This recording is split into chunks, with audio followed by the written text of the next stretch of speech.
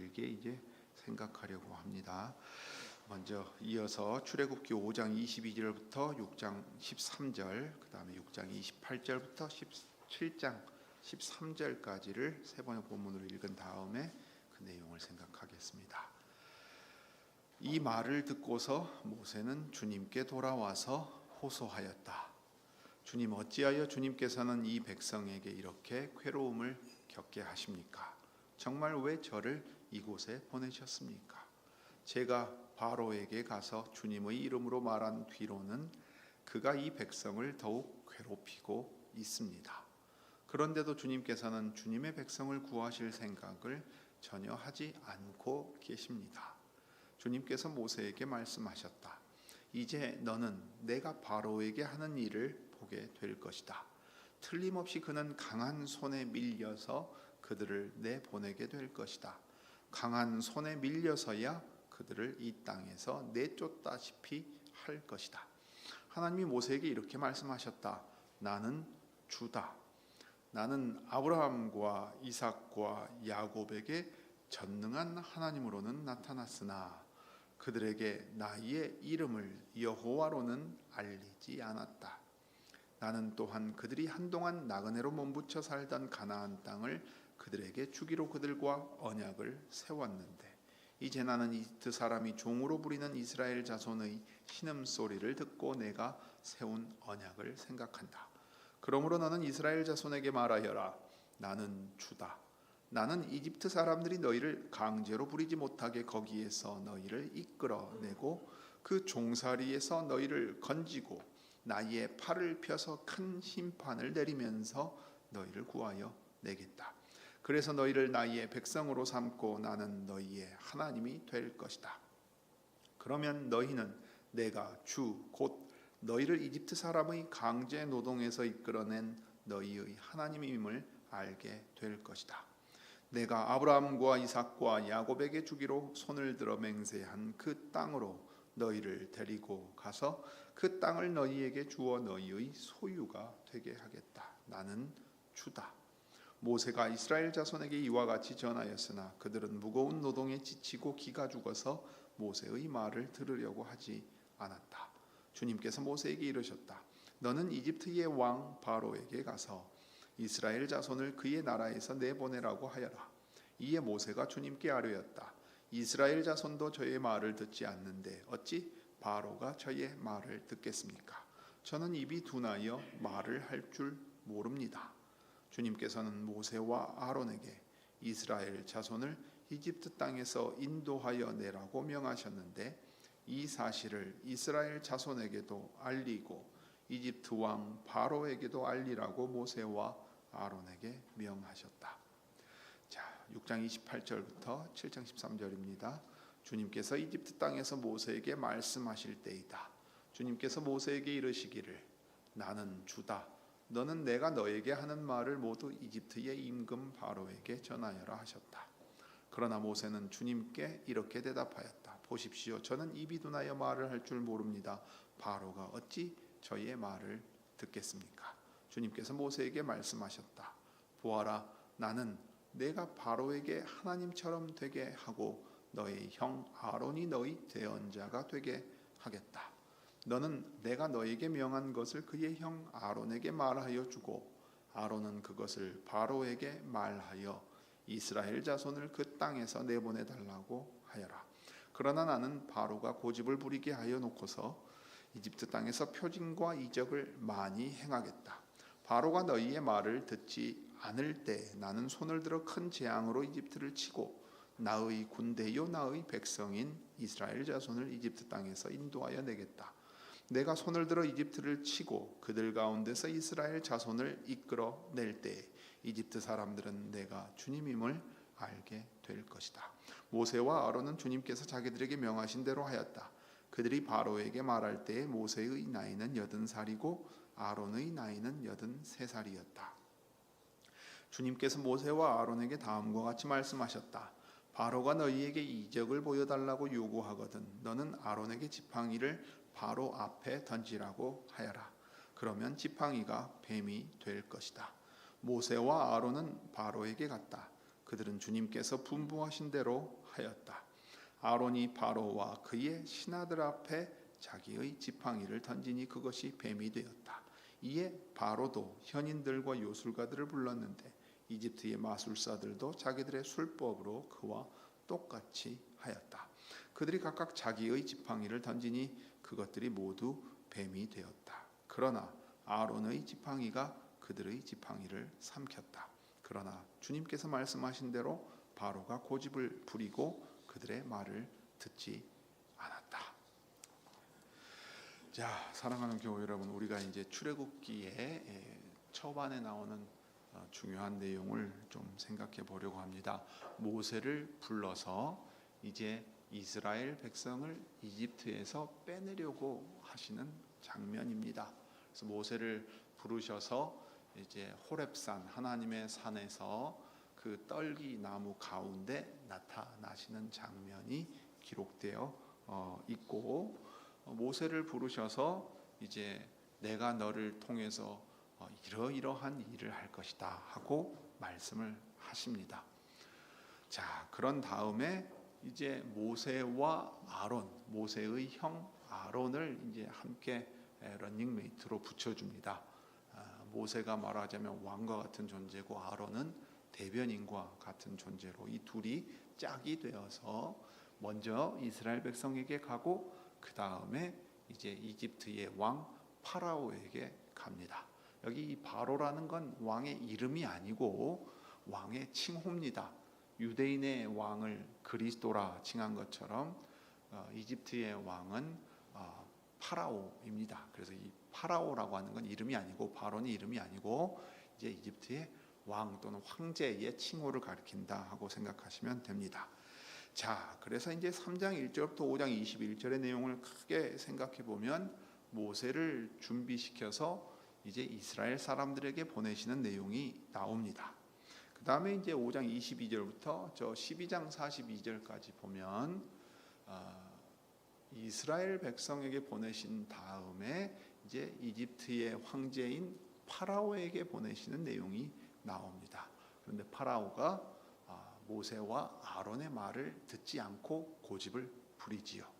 그래서 이집트에 10가지 재앙을 내리시게 되는 내용이 저 12장까지 나오게 됩니다. 그래서 마지막 이 10번째 재앙과 관련해 가지고는 마지막 이제 재앙이니까 유월절을 경험하게 되고 유월절 식사를 준비한 상태에서 급하게 그 밤에 이제 이집트에서 빠져 나가게 되는 장면이 이제 이 12장에 가면 이제 나오는 이야기들입니다. 그래서 뒷부분은 이제 이 일을 통하여 하나님께서 말씀하시고 나타내시려고 하는 게 무엇이었는가 하는 것을 생각을 하겠습니다. 자, 우리가 이제 지지난주에 3장을 읽었는데 그 부분을 못 보고 이제 시간 관계상 지나갔으니까 먼저 생각하겠습니다. 이 하나님의 산 호렙산에서 주님의 천사가 나타났다고 했는데 이 떨기 가운데 나타납니다. 이는 불꽃으로 나타났다 하면 이제 이글거리는 불꽃이죠. 여러분, 불이 떨기 나무에 붙어 있으면 어떤 상태가 돼야 맞습니까? 떨기 나무면 마른 나무 아닐까 싶어요. 다다다닥 소리 나면서 타야죠. 나무에 불이 붙었으면 타야 됩니다. 우리 소비한다, 소모한다 할 때도 태운다는 의미에서 소자 쓰잖아요. 집이 다 탔다 그러면 전소된다 그럽니다. 불이 붙었어요? 그러면 타야죠. 나무에 불이 붙었는데 나무가 타지 않고 있어요. 그러면 그 불은 어떤 불인 겁니까? 우리가 알고 있는 일반 자연적인 현상으로서의 불이 아니죠. 신령한 불인 겁니다. 불과 같이 이글거리게 그 나무에 불꽃으로 나타나 있는데 나무가 타지 않는 걸 보고서 이것은 하나님께서, 거룩하신 하나님께서 나타나신 것임을 알게 되었습니다. 그래서 모세가 가까이 갔고 하나님께서 가까이 오는 모세에게 이제 이 말씀을 하십니다. 나는 너희의 조상의 하나님 곧 아브라함의 하나님, 이삭의 하나님, 야곱의 하나님이다 하고서 자신이 누구신지 알려주십니다. 이제 내가 내려가서 이스라엘 백성을 구해서 이 땅으로부터 저 아름답고 넓은 땅, 젖과 꿀이 흐르는 땅으로 데려가려고 한다. 그래서 너희를 내가 이끌어내서 젖과 꿀이 흐르는 땅으로 올라가기로 작정하였다고 내 백성 이스라엘에게 가서 말하거라 했어요. 사실 모세는 하나님께서 자신에게 특별한 뜻이 있는 것을 알고 있었습니다. 어머니를 통해서 어려서부터 그 일에 대해서 배웠고, 이집트의 왕궁에서 그 애니메이션 제목처럼 이집트의 왕자로 자라면서 이집트의 학문과 문화를 익혔을 뿐만 아니라 유대인으로서의 정체성, 그리고 그에게 특별히 하나님께서 두신 계획이 있음을 알고 있었습니다. 젊은 날에 그는 나이 40이 되어 형제들을 돌아보려고 했지요. 하나님께서 내게 맡기신 일을 이제 할 때가 되었다고 나섰습니다. 그런데 이스라엘 사람들이 그를 인정하지 않았어요. 그리고 도리어 살인 사건에 휘말리게 되고 이집트로 피신하게 됩니다. 그 경험을 두고서 이 모세의 이야기를 우리가 읽어야 돼요. 왜 모세가 저토록 하나님 이스라엘 백성이 제 말을 안 들을 겁니다 라고 말한다거나, 하나님 저는 말을 잘 못합니다, 제 말을 이스라엘 백성이 듣겠습니까 라고 하는 건 이유가 있어요. 이미 한 번의 큰 실패를 경험했기 때문에 그 일은 내가 맡을 만한 일이 아니구나 하고 생각하고 있었습니다. 그러나 하나님께서 정하신 때가 돼서 모세의 나이 80이 되었을 때, 우리로 치면 노인의 나이 아니겠습니까? 그 노인의 나이에 모세의 형인 아론이 83 이야기가 나오는데요, 모세를 불러서 이제 때가 되었다고 말씀하십니다. 그들이 이집트에서 종살이하고 있고 고통 가운데 부르짖는 소리가 하늘에도 닿아서 내가 아브라함과 이삭과 야곱과 맺은 언약을 기억하여 그들을 찾아가고 그들을 친히 인도하여 내겠다. 그럼 어떤 방식으로 인도하여 내느냐 할 때, 내가 너를 보내서 네가 이스라엘 백성을 인도하여 가거라. 그때 내가 너희를 친히 이끌어서 저 젖과 꿀이 흐르는 땅으로 데리고 올라갈 거다. 아브라함에게 약속한 가나안 땅, 바로 그곳입니다. 그러니까 아브라함 이후 430년이 지나서 정한 때가 되어서 아브라함의 씨가 바다의 모래같이 많아지고 그 땅을 가득 채우게 되었으니까 이제 아브라함의 씨도 준비가 되었고, 그 아모리족 속에 죄가 가득 차게 되었으니까 가나안 땅에 들어가서 그들을 심판하면서 동시에 그 땅을 차지하게 할 것입니다. 무엇보다 아브라함에게 그 약속을 맺으시면서 복을 주시고 아브라함과 아브라함의 자손들로 이루어진 나라로 말미암아 세상 모든 나라와 민족이 복을 받게 하실 일을 이제 구체적으로 시작하시려고 했습니다. 그러면서 이제 모세가 물어보지요. 여러분이 모세라면 어떻겠어요? 자, 이렇게 한번 생각해 보세요. 제가 목회를 한번 시작했어요. 근데 당신이 왜 무슨 우리 목사냐? 당신의 말이 무슨 하나님의 말씀이냐 하고 목회가 안 되고 그냥 떠나왔다고 쳐요. 그러면 요즘 표현으로 치면 어떤 게 마음 안에 가득 있겠습니까? 큰 트라우마가 있죠. 아이고, 내가 해서는 안 되는구나 하고 생각하게 됩니다. 그러니까 이스라엘 백성이 또 저를 인정하지 않으려고 할 텐데 제가 가서 뭐라고 해야 됩니까? 너는 누군데 또 나와가지고 또 그러냐? 무슨 하나님이, 무슨 신이 너한테 얘기했다 그러는 거냐? 어디 한번 얘기나 해봐라 하면, 이제 그 하나님이 바로 너희 조상과 언약을 맺고 약속을 하신 하나님이다. 아브라함과 이삭과 야곱의 하나님이다 했어요. 이건 하나님의 이름이 아니지요. 나는 곧 나다. 나라고 하는 분이 보냈다고 말하거라 했어요. 이게 사실은 여호와라는 말의 뜻입니다. 나는 나일 것이다. 또는 나를 두 번 강조해서 나다, 나. 여러분 부모님이 이제 여러분이 자녀의 입장이라고 쳐보세요. 집에 있어요. 집에 누가 벨을 눌러요. 심지어는 벨도 안 누르고 누가 문을 도도독 해요. 문 열어라 그런 경우가 있을 수 있지요. 그러면은 집 안에서 생전 처음 듣는 목소리고 생전 처음 하는 반응이라면야 누구세요 하고 묻겠지만, 보통은 어떻게 해요? 발걸음 소리 들어보고 문을 한 3번 두드렸어요. 아버지다. 아버지다 하고 다다닥 가죠. 안 물어봐도 돼. 아빠 왔다. 그럼 안단 말이에요. 문 딱 열어준다. 똑같은 거예요. 여기 아브라함과 이삭과 야곱의 자손들은 이 하나님이 누군지 알아요. 왜냐? 아브라함에게 나타나셨고 이삭에게 나타나셨고 야곱에게 나타나셨고 야곱의 12 아들들이 12지파를 이뤄서 그 약속 가운데 지금까지 왔거든요. 그러니까 나다 하고 말씀하시는 건데 내가 누군지 여호와라는 이름이 알려주진 않습니다. 여호와라는 이름이 알려주지 않는 이유는 뭐냐면 나는 나일 것이다 또 해석이 되는 거거든요. 나는 있는 자다 하고 철학적으로 해석하는 경향이 있는데 스스로 존재하는 자다라기보다는 자 먼저 조상을 통해 알려준 나다 하는 거고 그 다음에 내가 누군지는 너희가 나를 따라오면 언약 가운데서 내가 누군지 알려주겠다 하는 거예요. 이제 조상들에게는 약속의 형태로 미래의 일이에요. 그러나 지금 모세 시대의 이스라엘 백성들에게는 이제 너희가 내가 누군지 경험하여 알게 해주겠다 하는 거예요. 나 따라와라. 내가 누군지 알려주마 하는 거예요. 언약을 신실하게 따라오거라 하면서 이제 비로소 여호와라는 이름을 알려주십니다. 아브라함과 이삭과 야곱 때는 그 이름으로 알려주지 않죠. 왜냐하면 그때는 약속의 형태로 미래를 바라보면서 언약을 맺은 거고 이제 이 언약 가운데 주신 약속을 이루어 갈 때는 그 약속하신 하나님이 누구신지를 경험해서 분명히 알게 되는 겁니다. 이게 이제 6장 2절부터 8절에 보면 아브라함과 이삭과 야곱에게 여호와로는 알리지 않고 전능하신 하나님으로만 나타났다 하는 얘기가 그 얘기입니다. 자, 그럴 때 이제 4장에 보면 모세의 두려움이 2가지가 있을 거 아니에요. 기본적으로는 첫째, 먼저 누구에게 나아가야 되죠? 이스라엘 백성에게 가야 됩니다. 자, 그 다음엔 누구에게 가야 됩니까? 이집트의 파라오에게 가야 됩니다. 자, 이스라엘 백성도 자기를 인정 안 해주면 파라오에게는 갈 필요도 없죠. 자, 이스라엘 백성이 자기를 그들의 지도자로 인정해서 여호와 하나님이 인도하시는 대로 따라가겠습니다 하고 나올지라도 무슨 문제가 있죠? 그 다음에 더 큰 문제죠.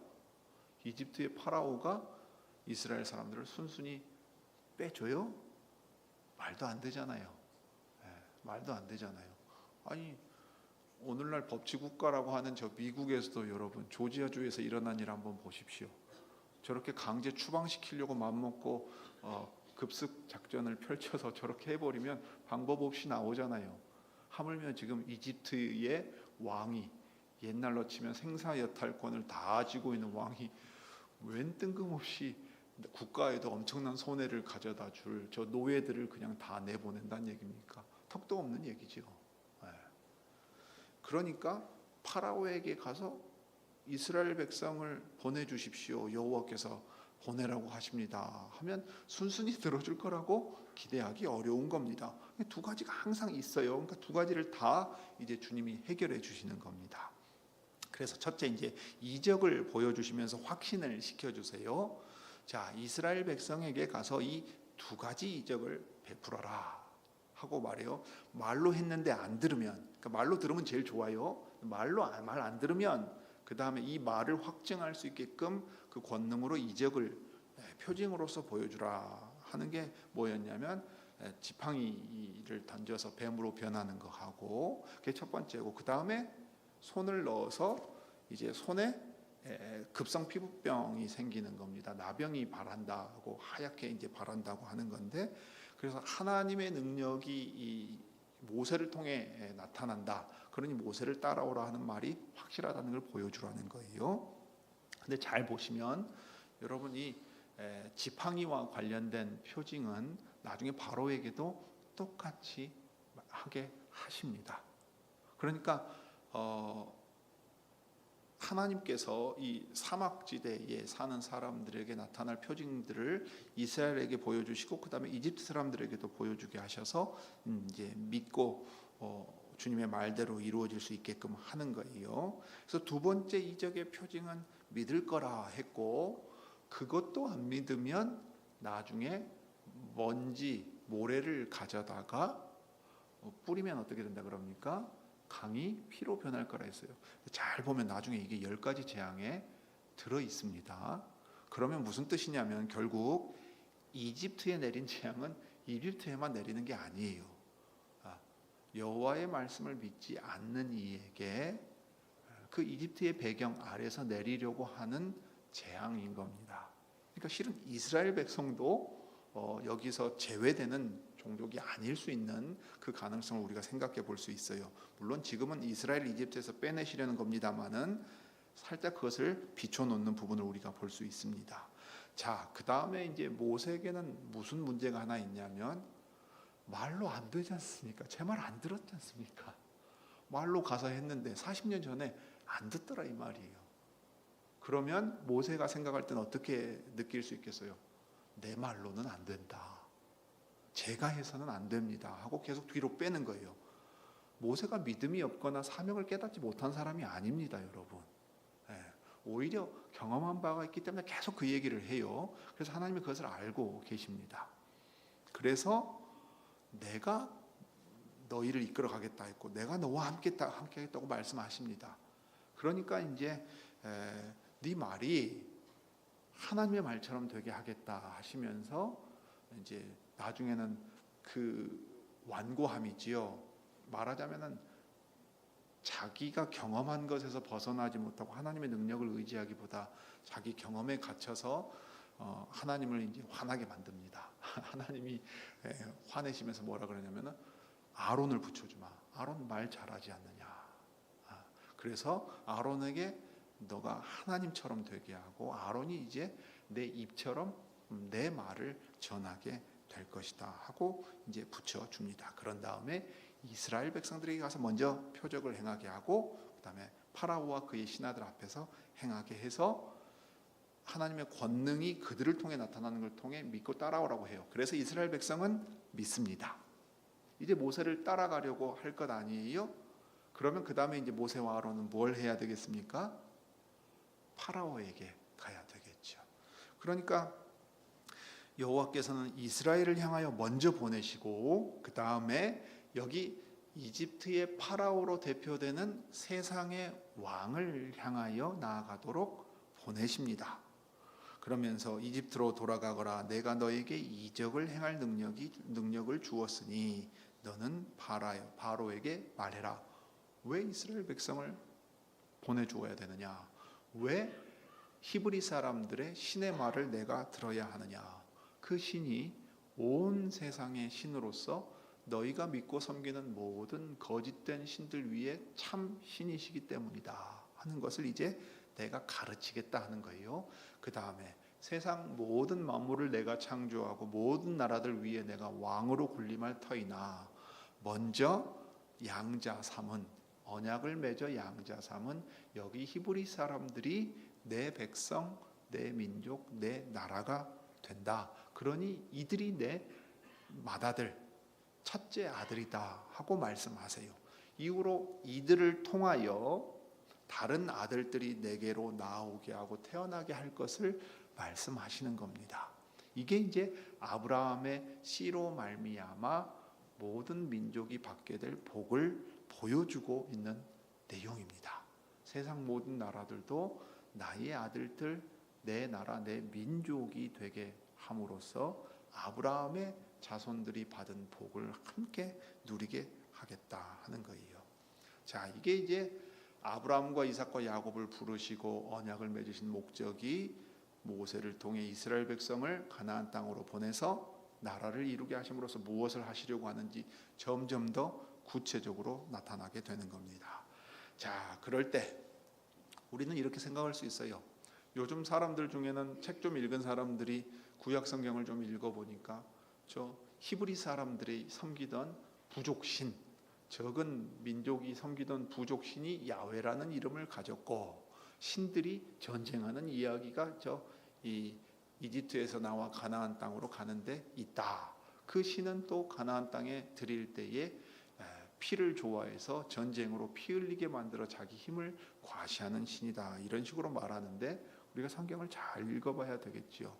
창세기에서부터 이 뜻이 계속 이어져서 히브리 사람들의 신이 그저 작은 부족, 노예 생활하던 사람들의 신이 아니라 사실은 온 세상을 창조한 참 신이시라는 사실을 드러내기 위해 이 이집트에서 꺼내오는 일을 행하셨다 하는 것을 이제 우리가 10가지 대안 가운데서 보게 됩니다. 사실 이집트의 파라오의 반응은 현대인들의 반응과 다르지 않았어요. 현대인들의 반응은 마찬가지로 파라오와 같겠지요. 그 여호와가 누군데? 그 야훼라는 신이 뭔데 내가 그 말을 듣냐? 왜 내가 이스라엘을 보내라고 하는 거냐? 턱도 없는 소리를 하고 앉아있다. 이렇게 말할 거예요. 지금 이집트 대제국의 황제의 좋게 말하면 자부심인 거고 얼마나 스스로를 높이고 있는가를 아시겠지요. 그런데 이 시대 사람들은 뭐 바울당 수천 년 뒤에 바울당 대 그리스 로마 사람들도 그렇습니다만은 특별히 이 신이 이 민족과 나라와 붙어 있지요. 여러분 옛날 이집트와 관련된 영화들, 대중적인 영화들을 봐도 뭐가 나옵니까? 태양신 같은 거 나오잖아요. 신들이 여러 있는 것이 나옵니다. 그 지역에 있어서는 이 신들은 절대적인 거지요. 그러니 신의 형상 또는 신의 아들이라고 황제나 왕이 불렸던 겁니다. 살아있는 신의 모습이라는 거예요. 그러니 저 모세라고 하는 노예 생활하는 사람의 지도자가 와면 우리로 치면 노조 지도자가 와가지고 대그룹 회장님 만난 것보다도 못한 상황이 될 거 아니겠어요? 지금 그런 상황입니다. 그래서 이제 모세가 전한 여호와의 말씀도 듣지 않게 돼요. 그 다음에 어떻게 했겠어요? 이것들 봐라. 좋게 해주니까 살만한 모양이네. 야, 저 정신 좀 차리라고 저 노역 빡세게 만들어. 생산량 물량 늘리고 저 24시간 돌려. 저것들이 좋게 해주니까 아주 여기가 지들 안방인 줄 아네. 이런 느낌이란 말이에요. 그래서 강제 노역이 아주 더 힘든 상황이 되니까 이스라엘 백성들이 모세와 아론을 따라서 여호와를 경배하겠다고 엎드렸는데 어떻게 돼요? 원망과 불평이 가득하게 됩니다. 파라오가 말을 듣지 않고 자기들의 상황이 더 악화됐지요. 그러니까 이제 모세가 어떻게 하겠어요? 여호와 앞에 나가서 호소하겠죠. 주님, 이스라엘 백성들이 저에게 이렇게 불평합니다. 바로는 역시나 제 말 안 듣습니다. 하나님, 이거 어떻게 해야 됩니까? 왜 이렇게 두십니까? 라고 이제 항의하는 식으로 얘기하죠. 그러자 여호와께서 이제 너는 내가 파라오에게 하는 일을 보게 될 것이다 하고 말씀을 하세요. 6장에 이제 7장에 넘어가는 이야기입니다. 자, 그렇게 해서 이집트에 10가지 재앙이 내려요. 여호와께서 10가지 재앙을 내리십니다. 이제 종류대로 쭉 보자면 이렇게 됩니다. 강의 모든 물이 피로 변합니다. 그 모래로 가득한 곳 아니겠어요? 근데 먼지라고 되어 있는데 모래라고 해도 되고 그걸 쥐어다가 물에다가 딱 뿌리니까 여호와의 말씀을 듣지 않고서 마음이 딱딱히 굳어진 이들이 이스라엘을 향해서든 저 이집트를 향해서든 이 일을 행하라 하셨는데 이제 이스라엘 사람들은 믿고 나오고 이집트 사람들에게는 이 여호와의 말씀을 특히 파라오가 듣지 않으니까 강의 모든 물이 피로 변하게 만듭니다. 여러분 오늘날 우리가 이 물의 중요성을 못 느끼고 있는데 지금 우리가 강릉 살면 물이 피로 변했다는 말, 이 얼마나 두려운 말인지 알 수 있을 거예요. 하물며 이제는 이집트입니다, 여러분. 수천 년 전 이집트의 상황이라고요. 물이 피로 변했다는 얘기는 사람이 살 수 없는 여건이 됐지만 동시에 두려운 이야기이기도 한 거예요. 무엇보다 신들이 자기의 권능으로 이 나라와 모든 일들을 보호하고 주관한다고 생각하고 있는데 그 신들의 권능이 아무런 효능이 없다는 것을 재앙이 나타날 때마다 깨닫게 됩니다. 그 다음에 개구리들이 올라와서 이집트 땅을 뒤덮는 일이 있었고요. 온 이집트 땅의 먼지가 모두 이로 변합니다. 얼마 전에 초등학교에서 이가 막 번진다 그래서 가정통신문 나가고 그런 일이 있었을 걸로 아는데 전염병이든 뭐든 간에 퍼진다고 치면 현대에도 아주 난리잖아요. 우리 코로나 때 어땠습니까? 전 세계가 어땠는 걸 한번 떠올려 보십시오. 심지어 여기 모래투성이인 그 지역에서 모든 먼지가 이로 변했어요. 그 다음에 파리로 가득 차게 됩니다. 온 땅에 날아듭니다. 문제는 파리 때문에 폐허가 되었다는 데 있어요. 사실 파리보다 더 무서운 게 있죠. 나중에 나옵니다만 메뚜기입니다. 황충, 메뚜기, 이게 우리가 생각하는 지금 무슨 방앗개비 뭐 이런 거 아니에요. 착하고 예쁘고 귀여운 곤충이 아니고 쓸고 다니면서 싹 다 없애버립니다. 엄청난 두려움이지요. 자, 여하튼 파리가 먼저 나서 폐허가 되고 그 다음에 이집트 사람의 집 짐승이 모두 죽고 악성 종기가 나는 일이 있습니다. 피부병이에요. 악성 피부병입니다. 그 다음에 이집트 온 땅에 우박이 내립니다.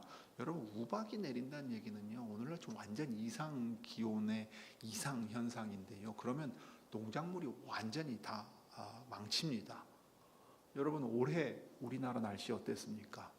지금 뭐 아열대 기후로 들어가서 스콜 현상처럼 바뀌었다 그러죠. 당장에 석곡천에요, 작년 올해 복숭아 다 썩어버렸습니다. 복숭아 나무가 몇 년 전에는 막 엄청 열려서 야 놀랍다 그랬는데 다 물러서 썩어서 없어졌어요.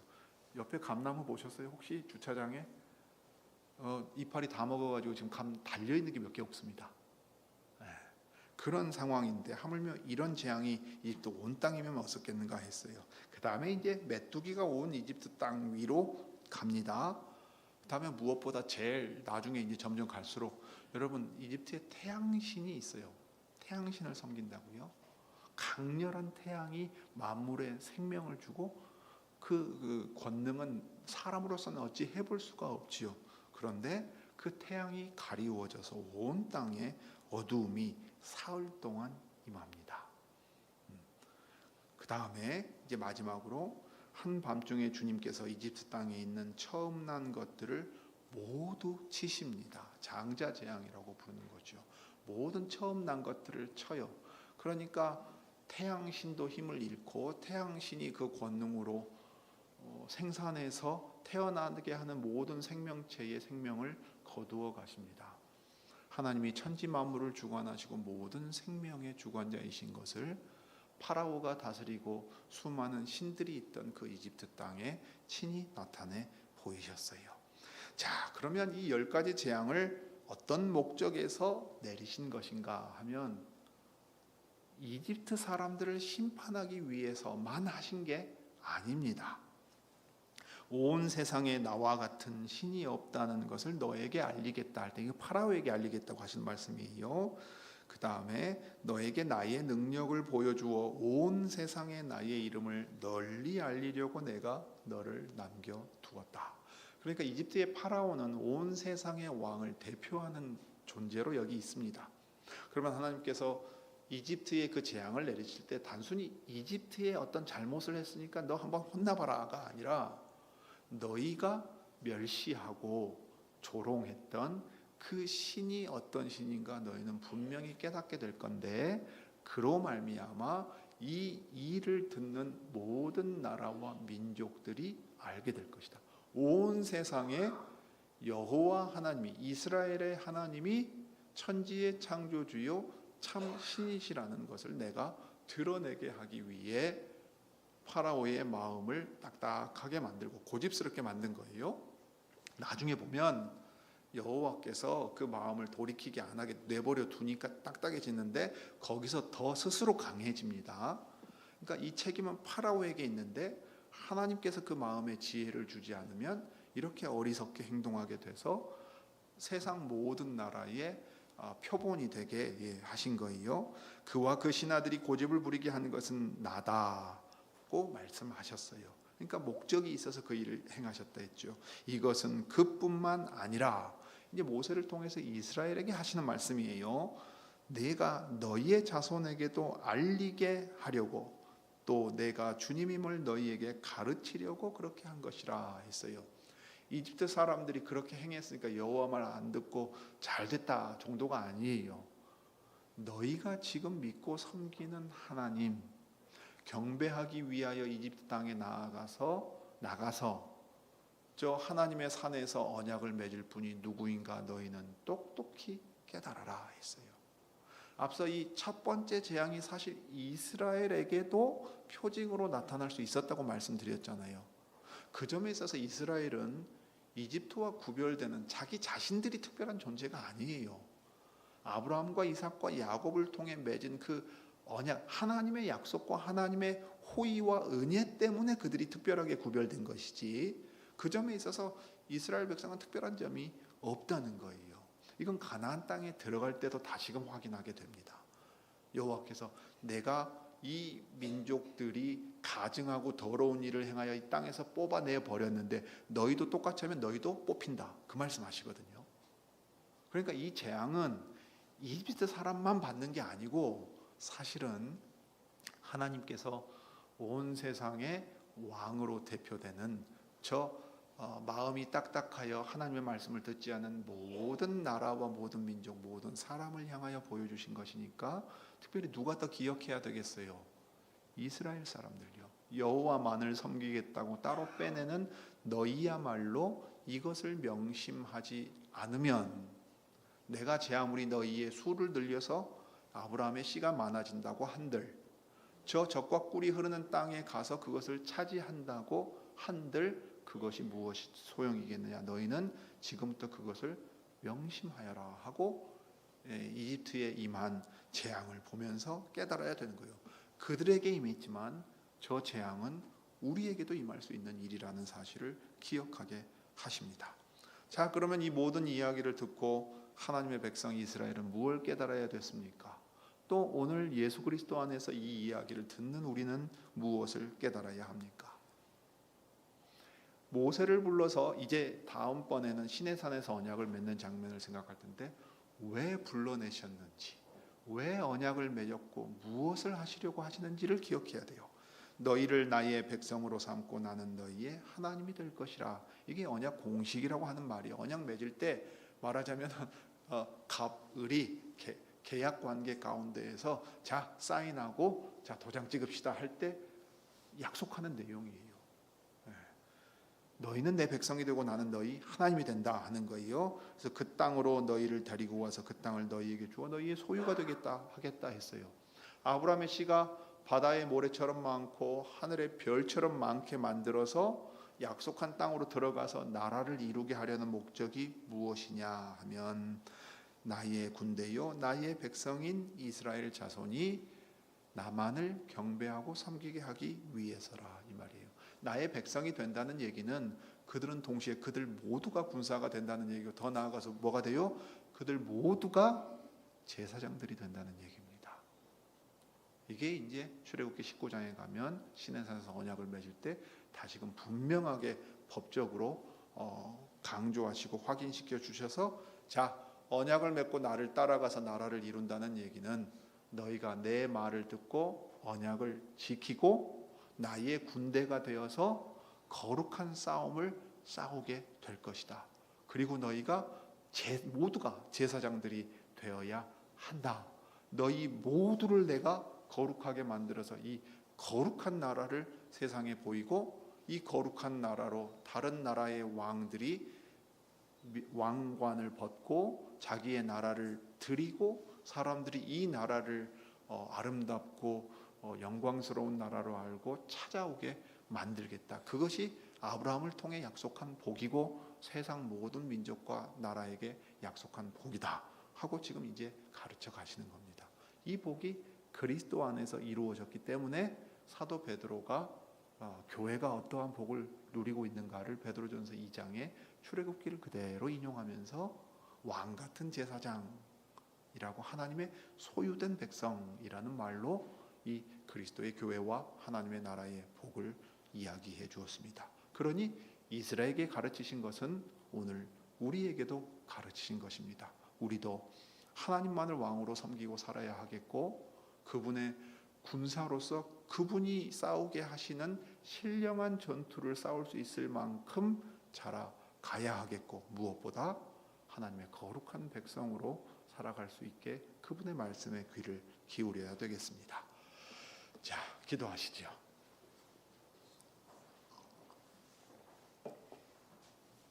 거룩하신 하나님, 우리 아버지, 세상 나라들 가운데에서 이스라엘 민족이 한 나라를 이루게끔 이제 모세와 아론을 보내 저 이집트의 재앙을 내리시면서 꺼내 오십니다.